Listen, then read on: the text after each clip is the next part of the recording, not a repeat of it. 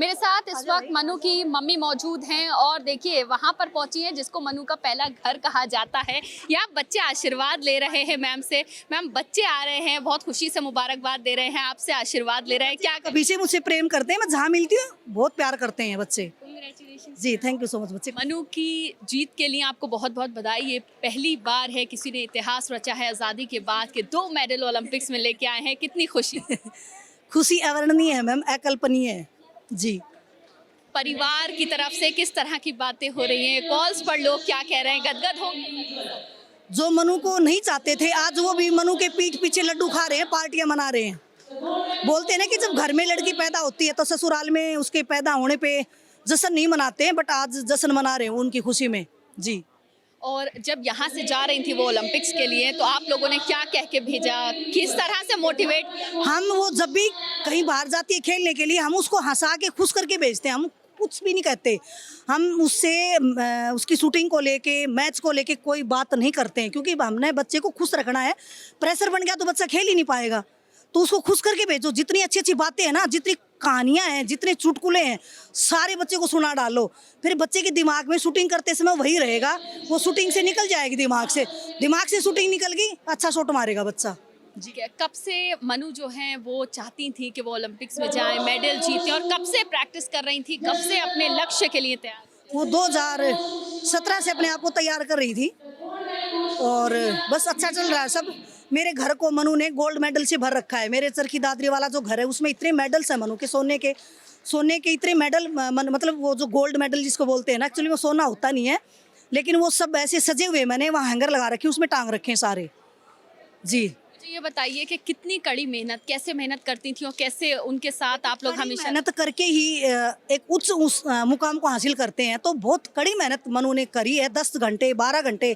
ये सब बच्चे मनु को देखने वाले हैं, सभी ने देखा को मनु को नजदीक से कि वो कितने घंटे प्रैक्टिस करती है। किस तरह से स्वागत करने वाली हैं आप उनका? जब स्वागत के बारे में बताने वाली नहीं हूँ किसी को, क्योंकि मेरा कुछ सीक्रेट होता है जो मैं अपनी बच्ची के साथ ही करूँगी जी। मुझे ये बताइए, आज मैं देख रही हूँ इतने लोगों का प्यार और 2 मेडल, इतिहास रच देना, उसके बाद तो ज़रूर जाहिर सी बात है जो उनके कोच होंगे, जो उनके सारे ट्रेनर्स होंगे, वो आप लोगों को कॉल्स कर रहे होंगे, मुबारकबाद दे रहे होंगे। बस सभी का प्रेम हमेशा मनु पे यूं ही बना रहे और मनु यूं देश के लिए खेलते रहे। हमारा हर बच्चा जो खेलना चाहता, आगे निकलना चाहता है, वो देश के लिए खेले और मेडल जीत के लिए क्या है। मेरा आशीर्वाद और प्यार हमेशा बच्चों के लिए न्यौछावर है। पहला मेडल जीता तो क्या फीलिंग थी, और आज दूसरा मेडल जीतने के बाद क्या फीलिंग? मैं अपने अंदर ही मेरी होती है। मैं हमेशा ही, जब से मनु ने मेरे जन्म लिया है तब से मैं खुश हूँ, बड़ी खुश माँ हूँ मैं मेरे दोनों बच्चों को लेके। मेरे दोनों बच्चे बड़े संस्कारी हैं, बताने की कोई ज़रूरत ही नहीं है। जहाँ रहते हैं वो उनके बारे में वो बताते हैं। खुद की प्रशंसा मत करो, दूसरों के मुँह से सुनो जी। ये बताइए, इस ओलंपिक्स के दौरान कभी भी मनु से बातचीत हुई कि किस तरह की बातचीत होती है आप लोग? हमारी बातचीत यही होती है कि बेटा कैसे हो, खुश रहना, तो बस यही बातें होती हैं। खाना खाया कि नहीं खाया, और बेटा खाना टाइम पे, सब चीज़ें, बस यही चलती है हमारी बात। यानी कि अब इंतजार है बेटी जल्दी से मेडल्स लेके? बिल्कुल बिल्कुल बिल्कुल।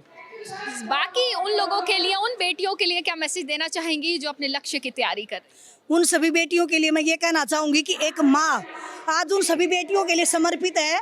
जो कोई बेटी कुछ भी करना चाहे, मैं उनके घर वालों से लड़ूंगी, उनके भाइयों से लड़ूंगी और उस बेटी को आगे निकालूंगी। बहुत शुक्रिया बात करने के लिए। तो बेटी के जन्म से लेकर बेटी के इतिहास रच देने तक की कहानी एक माँ जो है वो बताकर गदगद हो रही हैं, खुश हो रही हैं। और जाहिर सी बात है 22 साल की मनु भाकर जो है उन्होंने ओलंपिक्स में इतिहास रच दिया। पहले 1 मेडल जीती और उसके बाद दूसरा मेडल जीतने के बाद इतिहास रच दिया। और इस वक्त जहाँ मौजूद हैं, ये वो शूटिंग रेंज है जिसको मनु भाकर का पहला घर कहा जाता है। साल 2017 से लगातार कड़ी मेहनत कर रही थी और ओलंपिक्स में जब पहुंची तो उनके परिवार ने कहा, जब भी हम बात करते हैं तो उनके बारे में बात करते हैं कि वो कैसी हैं, क्या खाया, क्या कर रही हैं, लेकिन कभी भी उनकी शूटिंग को लेकर बात नहीं करते।